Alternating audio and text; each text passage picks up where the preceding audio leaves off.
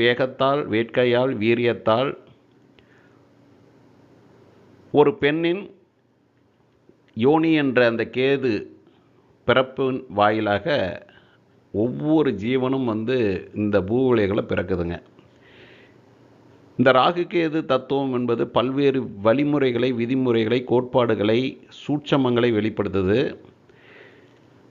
இப்போ நம்ம என்ன இதில் பார்த்தோன்னே ஒரு ஜாதகத்தில் தெரிஞ்சுக்கிறோம் அப்படின்னா, 2ஆம் இடத்துல ஒரு கேது இருக்குது. கேதுவின் கோட்பாடு அப்படிங்கிறது எதையுமே நான் சகித்து கொண்டு அதனை முழுமையாக ஏற்றுக்கொள்ள வேண்டும் என்பது கேதுவினுடைய ரொம்ப ரொம்ப முக்கியமான தாற்பயம்.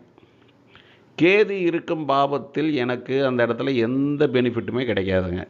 கேது இருக்கும் பாவம் என்பது நான் முழுக்க முழுக்க இந்த பிறவியில் சர்வீஸ் செய்கிறதுக்காக நான் பிறந்திருக்கேன். கேது இருக்கும் பாவம் சென்ற